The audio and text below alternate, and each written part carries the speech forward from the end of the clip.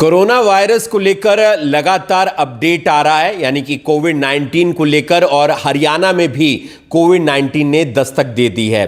Kalpana Chawla medical college और अस्पताल उसके लिए पूरी तरह से तैयार है। 30 बेड का एक वार्ड तैयार किया गया है, जहां पर बाकायदा ऑक्सीजन की कोई कमी नहीं रहेगी और मॉनिटरिंग वगैरह भी की जाएगी। ये एहतियात के मद्देनज़र एक प्रयास किया जा रहा है, क्योंकि अभी तक करनाल के अंदर कोई भी मामला सामने नहीं आया है, लेकिन हरियाणा के अंदर कोविड-19 ने दस्तक दे दी है। आज स्वास्थ्य मंत्री आरती राव का भी बयान सामने आया है कि घबराने की कोई ज़रूरत नहीं है। जाहिर सी बात है, अभी पैनिक होने की ज़रूरत नहीं है, और आगे भी अगर मामले सामने आते हैं तो डरने की ज़रूरत नहीं है, क्योंकि स्वास्थ्य विभाग की टीमें पूरी तरह से अलर्ट हैं। बाकी राज्यों में कई मामले देखने को मिले हैं, सबकी ट्रैवल हिस्ट्री खंगाली गई हैं, तो कहीं इधर उधर से तमाम लोग आए हैं। बाकायदा यहाँ पर जो संक्रमण है किस तरीके से फैलता है और क्या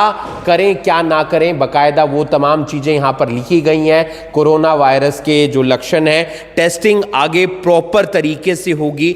मंडे से ये पूरी एक तैयारी होगी। अगर किसी को भी फीवर है, वो अगर करनाल के कल्पना चावला मेडिकल कॉलेज और अस्पताल में इलाज के लिए आता है तो उसकी टेस्टिंग होगी। ऑक्सीजन की फिलहाल कोई कमी नहीं है, मेडिसिन की कोई कमी नहीं है। ये आप देख सकते हैं, ऐसे वार्ड बनाए गए हैं, तकरीबन 30 बेड के वार्ड बनाए गए हैं। जितने भी कोविड-19 के दौरान नोडल अधिकारी थे, यानी कि जो डॉक्टर्स थे, उनकी ड्यूटी एक बार फिर से लगा दी गई है। यानी कि मीटिंग का दौर शुरू हो गया है, और उसके साथ साथ ये दौर भी शुरू हो गया है कि किस अस्पताल में क्या व्यवस्था है। सिविल हॉस्पिटल अपनी अलग से तैयारी करने में जुटा हुआ है, वहीं करनाल के कल्पना चावला मेडिकल कॉलेज और अस्पताल ने अपनी तैयारी शुरू कर दी है। ऑक्सीजन हम अक्सर देखते थे 2019-20 के दौरान, जब कोविड-19 फैला तो ऑक्सीजन की दिक्कत आती थी, तो ऑक्सीजन फिलहाल पर्याप्त मात्रा में है। वो उनसे जुड़ी हुई जो मेडिसिन्स हैं वो भी पर्याप्त मात्रा में है।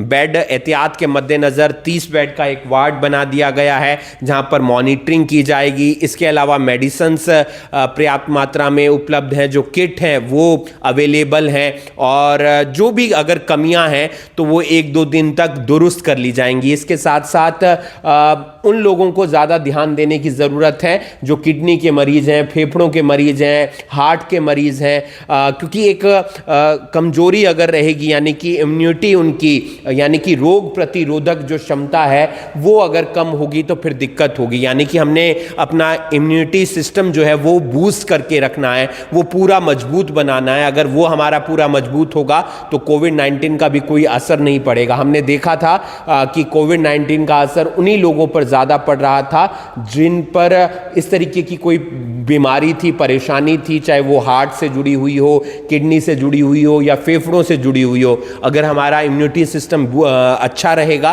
तो फिर ऐसी दिक्कत नहीं रहेगी। गर्मी है, पानी पिएं, नारियल का, गन्ने का जूस पिएं और स्वस्थ रहें। और अगर कोई भी दिक्कत आती है, परेशानी होती है बुखार से जुड़ी हुई, तो कल्पना चावला या सिविल हॉस्पिटल में जाकर या किसी प्राइवेट अस्पताल में जाकर इलाज जरूर करवाएं और कोविड-19 का टेस्ट भी जरूर करवाएं। भीड़ भाड़ वाले इलाकों पर ना जाएं, क्योंकि वहां पर फिर इस तरीके की दिक्कत देखने को मिल सकती है। कोविड जैसे कि पहले 2019 में आया था, 20 में फिर शुरू हुआ और 21-22 तक रहा। तो एक बार कोई भी ऐसे वायरल इन्फेक्शंस आते हैं तो एकदम से ख़त्म नहीं होते, वो उनकी धीरे धीरे वायलेंस कम हो जाती है, असर कम होता जाता है और सोसाइटी में ही रहते हैं। पर उसका जो असर आता है, जो उसके डिस्ट्रक्शन है, जो पेशेंट को दिक्कत होती है वो कम हो जाती है। सर्दी पहले जैसे आ रहा था उसके बहुत ज़्यादा इफेक्ट आ रहे थे, पेशेंट को दिक्कतें हो रही थी, पर अब क्या हुआ कि अब जो है कि वो उसके सर्दी जुकाम के तक ख़त्म हो जाते हैं। कोविड-19 अब जो इफेक्ट कर रहा है वो उनको कर रहा है जिनको कोमॉर्बिड कंडीशन है, जैसे हाइपरटेंशन हो गया है, डायबिटीज़ हो गई, ऐसी जिनको कंडीशन है, हार्ट कंडीशंस हैं, तो उसमें इफेक्ट ज़्यादा होता है। अदरवाइज़ तो आता है और चला जाता है, पता नहीं लगता। तो कई बार क्या होता है कि जैसे कि ये इंटरनेशनल फ़्लाइट्स हैं, बाकी जगह से आते हैं, कहीं पे रुका हुआ है, तो वहाँ से क्या होता है कि आने जाने का, ट्रैवलिंग का इतने पार्ट्स में होता है, कहीं भी एक स्पॉट है वहाँ से होके वापस फिर आ जाता है।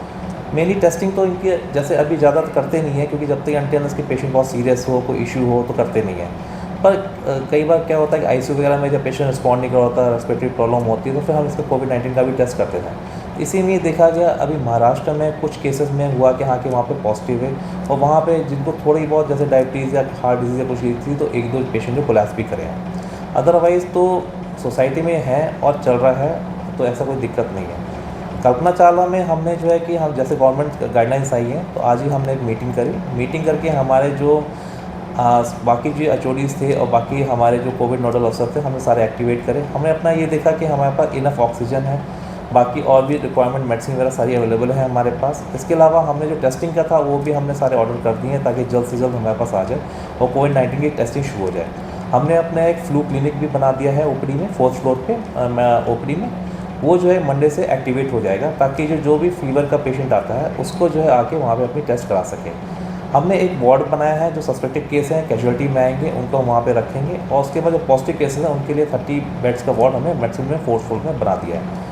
इसके अलावा बाकी फैसिलिटीज़ और भी हमारे पास है। इनिशियली हमने इतनी कोशिश करी है कि हमारे पास जो रिक्वायरमेंट है सामानों की वो हमारे पास आ जाए और बेड्स हम एलोकेट कर दें ताकि जो है पेशेंट आए तो उनको दिक्कत ना हो। तो आगे टेस्टिंग वगैरह भी रेगुलर होगी? हाँ, आगे हमारा ये अभी तो हमने ये डिसाइड किया है कि जो फीवर के साथ पेशेंट आता है तो उनकी हम एटलीस्ट उनकी तो हम टेस्टिंग ज़रूर करें ताकि जो है कि हम उनको हटा पाएँ कि हाँ कि जो है कोविड नेगेटिव ना हो।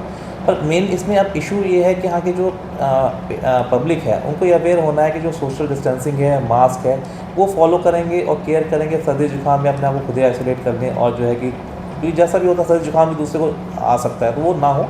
इससे भी काफ़ी कुछ हेल्प मिलेगा इसको स्प्रेड रोकने में।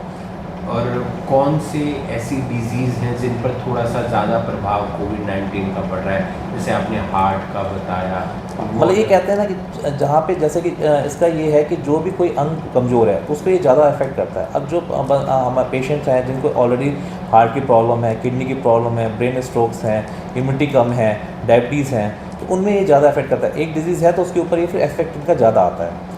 और ऐसे पेशेंट अगर हेल्दी है, इम्यूनिटी सिस्टम ठीक है तो नॉर्मल रूटीन में बहुत जल्दी ठीक हो जाता है, सर्दी जुकाम की तरह ज़्यादा फर्क नहीं। सर हरियाणा में भी अब दस्तक दी है, जिस तरह 5 केस बताया जा रहा है गुरुग्राम, फरीदाबाद, यमुनानगर में, उसके बाद ही अलर्ट हुआ है स्वास्थ्य विभाग प्रदेश का। हाँ, तो यही बात है कि जैसे अगर हमें मिला है तो हमारी समझदारी इसी में है कि हम तैयारी पहले से कर दें बजाय इसके फैलने के। और अच्छा ये है कि 19-20 में जब 21 में हमारे पास था तो हमने काफ़ी एक बार हम इसको कर चुके हैं, डील कर चुके हैं और देख चुके हैं कैसे करना है। तो हमारे तो सारा प्रोटोकॉल SOP सारी तैयार है, हमें तो बस एक्टिवेट करना होता है। वैसे भी हम सारी डील सबके लिए उसके लिए उस समय जितना सिस्टम हमारे पास था वो सारा अवेलेबल है। तो अब शुरू हुआ है, हमारी तो ये है कि बंद हो जाए, आगे ना बढ़े, पर तब भी जो है कि अगर कुछ होता है तो उसके लिए हम पूरी तरह से तैयार हैं, हमारी तैयारी पूरी है और आगे आने वाले समय में 3-4 दिन में हमारे पास बाकी जो भी कमियाँ हैं उसको पूरी कर देंगे। ट्रैवल हिस्ट्री वगैरह के लिए भी कोई आदेश आए हैं खंगालने के लिए, क्योंकि विदेश से ही कोई दस्तक हुई है? ये जब भी अभी तो ट्रैवल हिस्ट्री का तो नहीं है हमारे पास प्रशासन से आया, पर तब भी जो भी पेशेंट आते हैं हम उनकी हिस्ट्री ज़रूर लेते हैं कि अगर वो पॉजिटिव आते हैं तो कहाँ से है, कहाँ से उनको हुआ, किसी के कॉन्टैक्ट में है, ताकि जो एटलीस्ट जो है कि जहाँ पे है उनको कर पाएँ कि हाँ कि जो है दिक्कत ना हो और उनको भी हम सावधान कर पाएँ कि उनको डिजीज़ ना फैले। पर अभी कॉन्टैक्ट ट्रेसिंग का और कॉन्टैक्ट ट्रेस का कोई ऐसा अभी कोई हमारे से आदेश नहीं आया। खान पीन का भी ध्यान रखना है सर? खाने पीने में जैसे वही रूटीन नॉर्मल हम रोज लेते हैं वही लेना है। खाने पीने का इम्यूनिटी हमने अपनी स्ट्रॉन्ग रखनी है, अलग से उसका कुछ भी नहीं।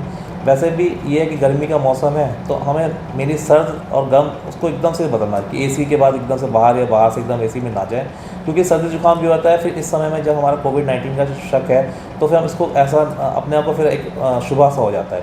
तो कोशिश करें एकदम से ठंडे से गर्म में, गर्म से ठंडे में ना जाए तो हमारे लिए बेहतर है।